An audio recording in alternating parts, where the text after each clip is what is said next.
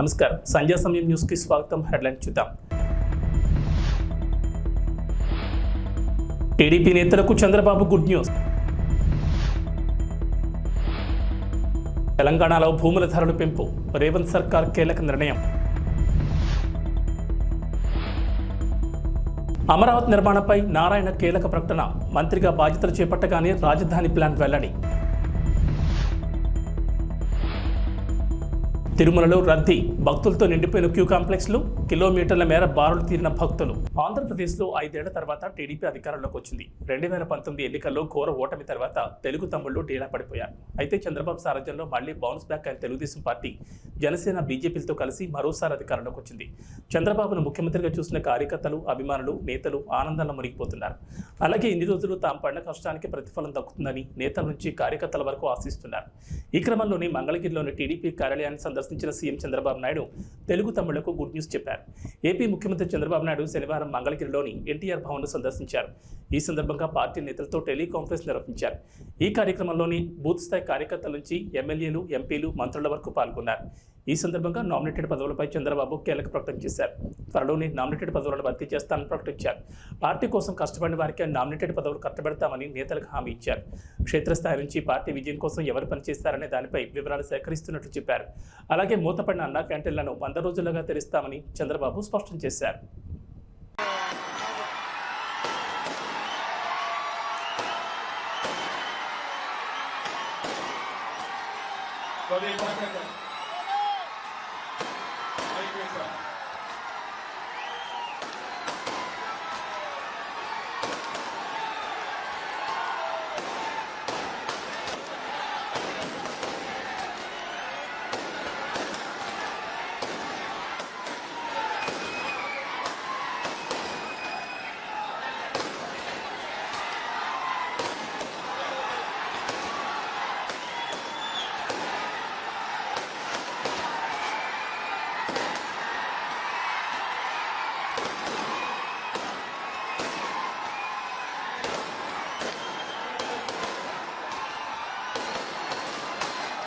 నైరుతి రుతుపవనాల ప్రభావంతో తెలంగాణలో వర్షాలు కురుస్తున్నాయి. ఇక హైదరాబాద్, సికింద్రాబాద్లలో వర్షం కురిస్తే ప్రధాన రహదారులపై భారీగా వరదలు చేరుతోంది.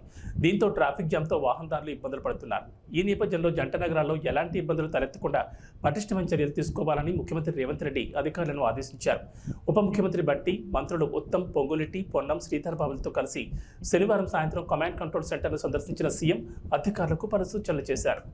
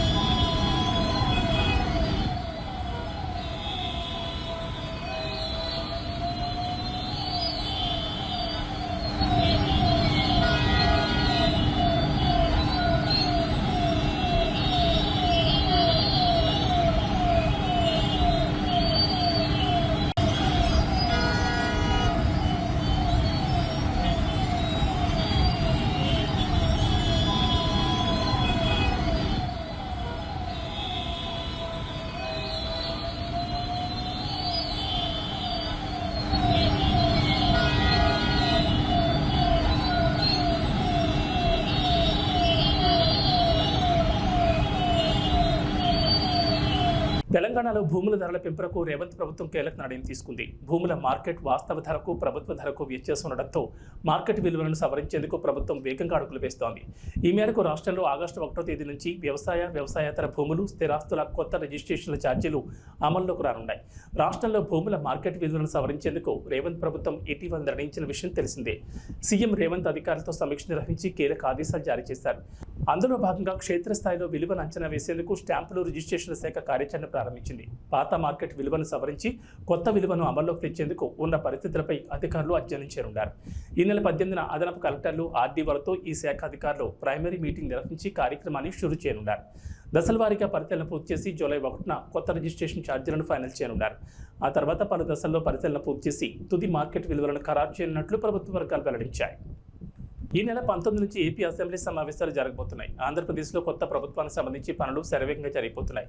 ఈ నెల 12వ తేదీన ఆంధ్ర రాష్ట్ర ముఖ్యమంత్రిగా నారా చంద్రబాబు నాయుడు ప్రమాణ స్వీకారం చేసిన విషయం తెలిసిందే. నారా చంద్రబాబు నాయుడు అనే నేను శాసనం ద్వారా నిర్మితమైన భారత రాజ్యాంగం పట్ల నిజమైన విశ్వాసం, విధేయత చూపుతానని, భారతదేశ సార్వభౌమాధికారాన్ని, సమగ్రతను కాపాడుతానని ఆంధ్రప్రదేశ్ రాష్ట్ర ముఖ్యమంత్రిగా నా కర్తవ్యాలను శ్రద్ధతో, అంతఃకరణ శుద్ధితో నిర్వహిస్తానని, భయం గాని, పక్షపాతం గాని, రాగద్వేషాలు గాని లేకుండా రాజ్యాంగాన్ని, శాసనాలను అనుసరించి ప్రజలందరికీ న్యాయం చేకూరుస్తానని దైవ సాక్షిగా ప్రమాణం చేస్తున్నాను. ఏపీలో తెలుగుదేశం పార్టీ నాయకత్వంలోని కూటమి అధికారంలోకి రావడంతో రాజధాని అమరావతికి మళ్లీ మంచి రోజులు వస్తున్నాయి. 5 ఏళ్ల పాటు అభివృద్ధికి దూరంగా ఉండిపోయిన అమరావతి పనుల్లో కదలిక కనిపిస్తోంది. 3 రాజధానుల పేరిట గత సర్కార్ రాజధాని నిర్మాణ విషయంలో తాత్సారం చేయగా చంద్రబాబు సీఎంగా పగ్గాలు చేపట్టిన వెంటనే రాజధాని అమరావతి మాత్రమేనంటూ స్పష్టమైన ప్రకటన చేశారు. 2014లో చంద్రబాబు నాయుడు ప్రభుత్వంలో మున్సిపల్ శాఖ బాధ్యతలు చేపట్టిన మంత్రి నారాయణకే మరోసారి ఆ శాఖ బాధ్యతలు అప్పగించారు. అప్పట్లో రాజధాని అమరావతికి సంబంధించిన వ్యవహారాలను పర్యవేక్షించిన నారాయణ మరోసారి ఆ బాధ్యతలను భుజానికి ఎత్తుకున్నారు. నారాయణ పట్టణాభివృద్ధి శాఖ మంత్రిగా ఆదివారం బాధ్యతలు చేపట్టారు. ఈ సందర్భంగా రాజధాని ప్రాంత రైతులు, జేఏసీ నేతలు ఆయన్ను అభినందించారు. నోటిఫికేషన్ ఇస్తే 2015 ఫిబ్రవరి 28వ తేదీ అర్ధరాత్రికి 34,000 ఎకరాలని ఒక చిన్న లిటికేషన్ కూడా లేకుండా రాజధాని కట్టడానికి రైతులు ఇచ్చారు. అది మా ముఖ్యమంత్రి గారి మీద నమ్మకంతో ఇక్కడ ఒక మంచి క్యాపిటల్ డెవలప్ చేస్తాం అనే ఉద్దేశం తెచ్చారు. రాష్ట్ర రాజధానికి ఇచ్చారు. అట్లాంటి రాష్ట్ర రాజధాని యాక్చువల్గా గత ప్రభుత్వం పూర్తిగా నిర్విరామం చేసి 3 రాజధానులు అంటూ మూడు ముక్కలాట ఆడి పూర్తిగా నాశనం చేశారు. రైతులకు ఇవ్వాల్సిన కౌలు గీవులు కూడా సరిగా ఇవ్వక వాళ్ళకి నానా ఇబ్బందులు పెట్టారు. ఏదేమైనప్పటికీ ప్రజలు ఈ అరాచక పాలన చూసి విసిగిపోయి ఈరోజు ఎన్డీఏ కూటమికి 164 సీట్లు ఇచ్చారు. ముఖ్యమంత్రి గారు ఒకటే చెప్పారు, మళ్ళీ ఈ శాఖ నాకు ఇచ్చి, గతంలో ఈ శాఖ నిర్వహించావు, నీకు అనుభవం ఉంది, ఆ అనుభవంతో దీన్ని ప్రపంచంలో టాప్ 5 రాజధానిలో ఒకటి చేయాలా, ఇక్కడ కట్టే రాజధాని వల్ల రాష్ట్రంలోని 13 జిల్లాల యొక్క ఆర్థిక స్థితి పెరగాలి అని ఇచ్చారు. ఖచ్చితంగా నేను యాక్చువల్గా మంత్రిగా స్వీకరించినప్పటి నుంచి నేను స్టడీ చేస్తూ ఉన్నాను. గత అనుభవం 2014 నుంచి 19 దాకా నేను చేసిన స్టడీ అంటే అప్పుడు ఆంధ్రప్రదేశ్ డిప్యూటీ సీఎం పవన్ కళ్యాణ్ మంత్రివర్గంలో తనకు కేటాయించిన శాఖలపై స్పందించారు. దీనికి సంబంధించి సుదీర్ఘమైన పత్రికా ప్రకటన విడుదల చేశారు. చంద్రబాబు మంత్రివర్గంలో పంచాయతీరాజ్, గ్రామీణాభివృద్ధి, గ్రామీణ నీటి సరఫరా, అటవీ, పర్యావరణం, సైన్స్ అండ్ టెక్నాలజీ శాఖలను పవన్ కళ్యాణ్ కేటాయించారు. ఈ నేపథ్యంలో మంత్రిగా తాను చేయబోయే పనులు, తన ప్రాధాన్యాలను పవన్ కళ్యాణ్ వివరించారు. సీఎం చంద్రబాబు తన కేటాయించిన శాఖలన్నీ తన మనసుకు, జనసేన మూల సిద్ధాంతాలకు చాలా దగ్గరగా ఉన్నాయని పవన్ కళ్యాణ్ చెప్పుకొచ్చారు. మంత్రిత్వ శాఖలపై సంతోషం వ్యక్తం చేశారు. ఆంధ్రప్రదేశ్ రాష్ట్ర ఉప ముఖ్యమంత్రిగా తాను నిర్వర్తించబోయే శాఖలు తన మనసుకు, జనసేన మూల సిద్ధాంతాలకు చాలా దగ్గరగా ఉన్నాయన్నారు. ఈ బాధ్యతలు సంతోషం కలిగిస్తున్నాయన్నారు. పంచాయతీరాజ్, గ్రామీణాభివృద్ధి, గ్రామీణ నీటి సరఫరా, పర్యావరణం, అటవీ, శాస్త్ర సాంకేతిక శాఖలన్నీ ప్రజలకు ప్రత్యక్షంగా ఉపయోగపడేవి. ప్రభుత్వాన్ని ప్రజల దగ్గరకు చేర్చేవిగా నేను భావిస్తున్నానన్నారు. 2008 నుంచి ప్రత్యక్ష రాజకీయాల్లో ఉన్న తాను ఉభయ తెలుగు రాష్ట్రాల్లో విస్తృతంగా పర్యటించారన్నారు. 2019 ఎన్నికలకు ముందు ప్రజా సమస్యలపై అవగాహన, మౌలిక సదుపాయాల కల్పనపై అధ్యయనం కోసం ప్రజా పోరాట యాత్రను తలపెట్టానని పవన్ కళ్యాణ్ తెలిపారు. రాష్ట్ర వైద్య ఆరోగ్య శాఖ మంత్రి సత్యకుమార్ కుటుంబ సమేతంగా ఇంద్రకీలాద్రిపై కొలువుదీరిన శ్రీ దుర్గా మల్లేశ్వర స్వామి దేవస్థానంలో కనకదుర్గమ్మ అమ్మవారిని దర్శించుకున్నారు. అనంతరం మంత్రిగా బాధ్యతలు స్వీకరించారు.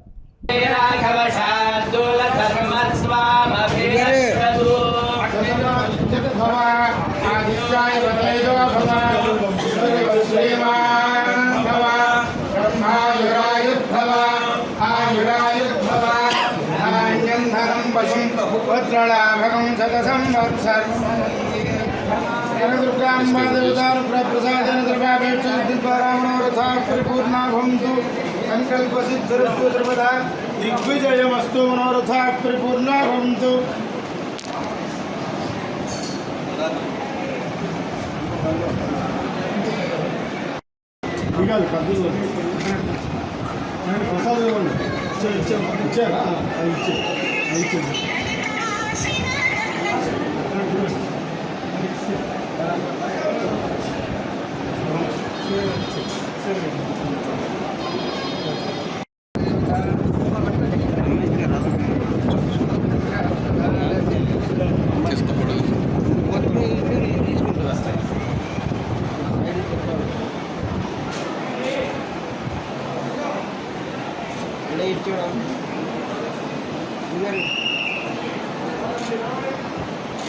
మొబైల్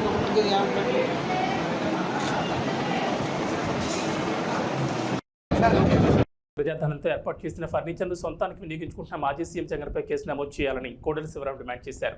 జగన్ తాడేపల్లి లోటస్ పాండ్లో ఇళ్ల మరమ్మతుల కోసం 18 కోట్లు ఖర్చు చేశారని ఆరోపించారు. ప్రస్తుతం జగన్ తన నివాసంలో సీఎంఓ కింద తెచ్చిన ఫర్నిచర్ ఇచ్చేస్తానని కనీసం లేఖ రాలేదన్నారు. ఇప్పటిదాకా ఫర్నిచర్ ఇవ్వనందుకు కోడెలపై పెట్టిన కేసు జగన్ మీద పెట్టొచ్చు కదా అని ప్రశ్నించారు. మాజీ స్పీకర్ కోడెల శివప్రసాద్ ఆ రోజు ఫర్నిచర్ తన వద్ద ఉందని చెప్పకపోతే ఎవరికీ తెలియదని ఫర్నిచర్ తీసుకెళ్లాలని స్పీకర్కు లేఖ రాసిన తర్వాత ఆయనపై కేసు పెట్టారన్నారు. ఐపీసీ 409 సెక్షన్ కింద 10 ఏళ్లు శిక్ష పడే కేసు పెట్టారని కోడెల శివరాం గుర్తు చేశారు. జగన్పై సైతం అదే కేసు పెట్టాలని డిమాండ్ చేశారు. కలియుగ ప్రత్యక్ష దైవం శ్రీనివాసుడు కొలువైన తిరుమలకు భక్తులు పోటెత్తారు. వేసవి సెలవులు ముగిసిన తొలి వీకెండ్ కావడంతో భక్తులు భారీగా తరలివచ్చారు. అలాగే సోమవారం కూడా సెలవు రోజు కావడంతో వెంకన్న దర్శనానికి మరింత రద్దీ పెరిగింది. శనివారం వేలాదిగా తరలివచ్చిన భక్తులతో తిరుమలగిరులు కిటకిటలాడాయి. శ్రీవారి దర్శనం కోసం వచ్చిన భక్తులతో వైకుంఠం క్యూ కాంప్లెక్స్లోని అన్ని కంపార్ట్మెంట్లు పూర్తిగా నిండిపోయాయి. నారాయణగిరి ఉద్యానవనంలో ఏర్పాటు చేసిన షెడ్లలో సైతం భక్తులు కిక్కిరిసిపోయారు. మరోవైపు భక్తుల తాకిడి కారణంగా వైకుంఠం క్యూ కాంప్లెక్స్ నిండిపోయి సుమారు 3 కిలోమీటర్ల మేర క్యూ లైన్ వ్యాపించింది. పాప వినాశనం వెళ్లే దారిలో ఉన్న కళ్యాణ వేదిక వరకు భక్తులు బారులు తీరారు. ఉండడంతో భక్తులు వెలుపల క్యూ లైన్ లో వేచి ఉన్నారు. టోకెన్లు లేని భక్తులకు శ్రీవారి దర్శనం కోసం 24 గంటల సమయం పడుతుంది. ఇక 300 రూపాయల ప్రత్యేక ప్రవేశ దర్శనానికి 8 గంటల సమయం పడుతుంది. 62,366 మంది భక్తులు నిన్న శ్రీవారిని దర్శించుకోగా 29,633 మంది భక్తులు తలనీలాలు సమర్పించారు. ఇక నిన్న శ్రీవారి హుండీకి 3 కోట్ల ఆదాయం చేకూరింది. ఈ నెల 17న శ్రీవారి ఆలయంలో శ్రీరామనవమి వేడుకలు నిర్వహించనున్నారు టీటీడీ.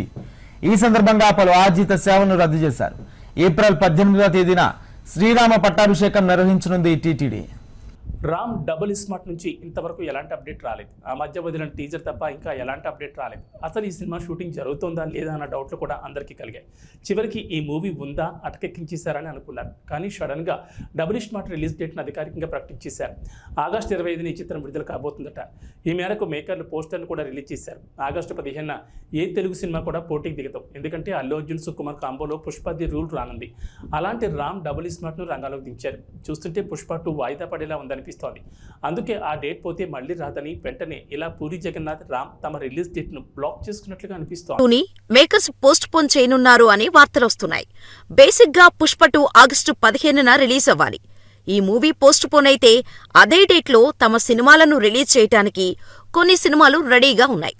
ఒక పక్క లక్కీ భాస్కర్, తంగలాన్ వంటి సినిమాలు ఈ డేట్ కోసం చూస్తుంటే, మరోపక్క ఆగస్టు 29న రిలీజ్ డేట్ ఫిక్స్ చేసుకున్నా సరిపోదా శనివారం కూడా ఈ డేటుపైనే ఒక కన్నేసింది. అయితే పూరి వీరందరికంటే ఒక అడుగు ముందే ఉన్నాడు అని చెప్పొచ్చు. డబుల్ స్మార్ట్ మూవీ పోస్టర్ను రిలీజ్ డేట్తో కలిపి రిలీజ్ చేస్తాడు. ఈ సినిమా ఆగస్టు 15న రిలీజ్ అవ్వనుంది అని ఆడియన్స్కి క్లారిటీ ఇచ్చాడు పూరి జగన్నాథ్. ఆగస్టు 15న సినిమాను రిలీజ్ చేసి ఆ వీకెండ్ను పూర్తిగా వాడనున్నాడు పూరి. అంతేకాకుండా సోమవారం రక్షాబంధన్ అవటంతో ఆ రోజు కూడా ప్రేక్షకులు సినిమాకి వచ్చే ఛాన్సెస్ ఉన్నాయి. ఇక పోస్టర్ విషయానికి వస్తే నుదిటిన విభూతితో రామ్ మాస్ లుక్లో నడుచుకుంటూ వస్తుంటే బ్యాక్గ్రౌండ్లో కొండలు, కొండల మధ్యలో శివలింగాన్ని పెట్టి పవర్ఫుల్గా డిజైన్ చేశారు.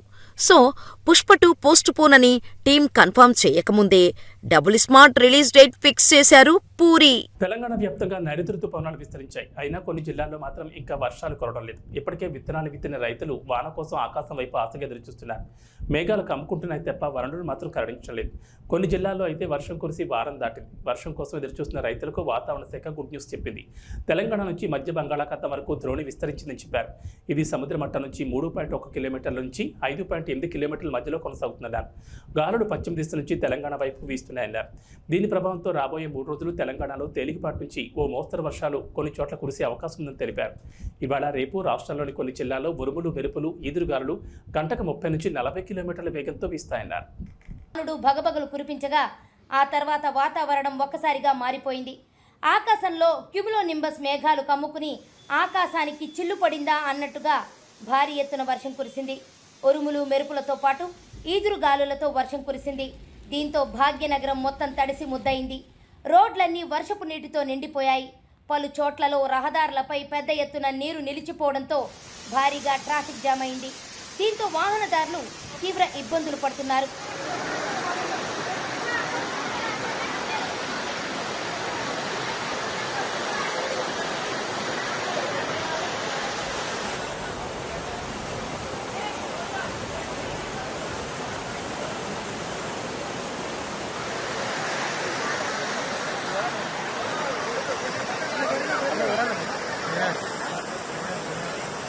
Jubilee hills, Banjara hills, Panjagutta, Kukatpally, Nizampet, Jeedimetla, Secunderabad, Uppal, Jagadgirigutta, Balanagar, Medchal, Keesara తదితర ప్రాంతాల్లో ఈదురుగాలులతో కూడిన వర్షం కురిసింది. అయితే నగరంలో రాగల మరికొద్ది గంటల్లో భారీ వర్షం కురిసే అవకాశం ఉండటంతో నగరవాసులు అప్రమత్తంగా ఉండాలని జీహెచ్ఎంసీ హెచ్చరికలు జారీ చేసింది.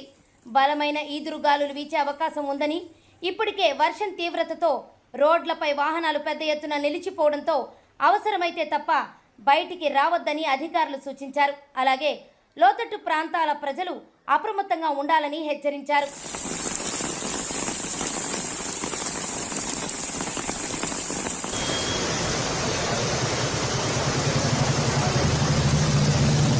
రాత్రి సమయంలోనూ భారీ వర్షం కురిసే అవకాశం ఉండటంతో ప్రజలెవరూ బయట తిరగద్దని అధికారులు హెచ్చరిస్తున్నారు. ప్రస్తుతం బయట ఉన్నవారు కూడా వీలైనంత త్వరగా ఇళ్లకు చేరుకోవాలని సూచించారు. ఆఫీసుల నుంచి ఇళ్లకు వెళ్లే సమయం కావడంతో రోడ్లపై భారీ స్థాయిలో ట్రాఫిక్ జామ్ అయ్యే అవకాశం ఉందని, అందువల్ల వాహనదారులు అప్రమత్తంగా ఉండాలని సూచనలు జారీ చేశారు. గత వారం కురిసిన భారీ వర్షానికి హైదరాబాద్ నగరం చిగురుటాకులా వణికిపోయింది. అదే తరహాలో గురువారం కూడా కుండపోత వాన జనజీవనాన్ని అస్తవ్యస్తం చేసేసింది. ఓవైపు వర్షాలతో అకాల వర్షాలతో ఇబ్బందులు కలుగుతున్నా వేసవి తీవ్రత నుంచి ఉపశమనం కలగడం హైదరాబాదీలకు ఊరటనిస్తోంది. ఇవి బులెటిన్ విశేషాలు. నమస్కారం.